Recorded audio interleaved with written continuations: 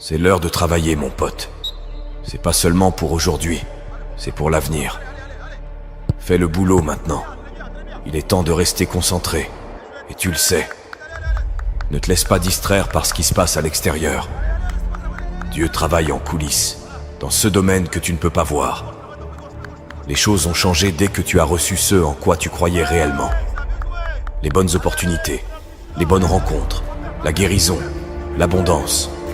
Tout commence à s'aligner en ta faveur. On parle de l'injustice, de la difficulté, du fait que personne ne comprend. Et devine quoi? Tout ça c'est vrai. Ce n'est pas équitable. La plupart des gens ne comprennent pas, et ils ne comprendront jamais. Alors pourquoi en parler? Profite de cette occasion pour reconnaître que le chaos dans ta vie te façonne et t'améliore, parce que tu choisis de persévérer quand tout le monde abandonne. Qu'est-ce qu'un homme? La personnalité d'une personne, ses façons d'agir, ses pensées, ses actes, tout ça dépend de son cœur. Car qu'est-ce qu'un homme? Un homme, c'est son cœur. Un cœur menteur et trompeur signifie un homme menteur et trompeur. Un cœur mort signifie un homme mort. Peu importe la célébrité, la richesse ou la renommée, s'il n'a pas un grand cœur, il ne peut pas être grand. Et si le cœur est grand, l'homme reste grand en toutes circonstances, qu'il soit riche ou pauvre, grand ou petit. C'est le cœur qui fait la grandeur. Enseigner aux gens comment trouver ce généreux moment présent et se détendre réellement dans l'inconnu, se dissocier de leur corps, de leur environnement et du temps, le futur prévisible et le passé familier, ça les pousse, pour une raison quelconque, à se ressaisir.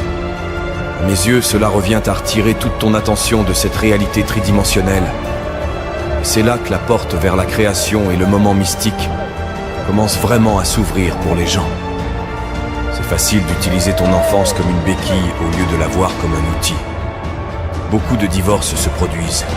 Et les gens disent que leur famille est dysfonctionnelle, utilisant ça comme une excuse.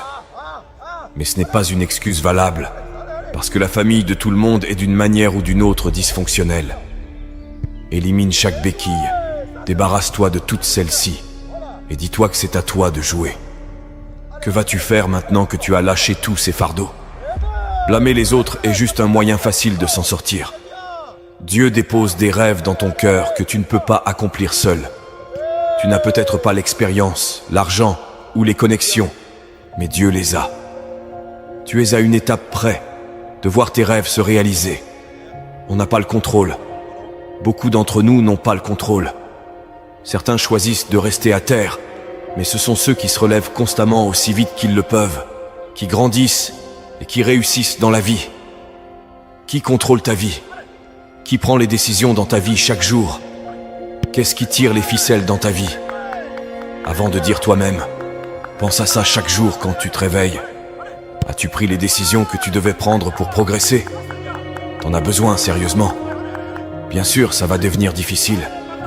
Bien sûr, plein de choses peuvent perturber ta concentration. Mais tu dois tenir bon, mon ami. C'est un autre niveau aujourd'hui.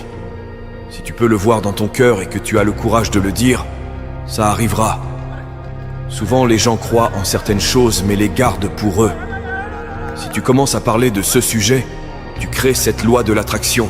Et ça deviendra réalité parce que tes rêves doivent être plus grands que toutes tes peurs et toutes les conséquences. Ce qui fait que les gens échouent, c'est qu'ils rêvent trop petit.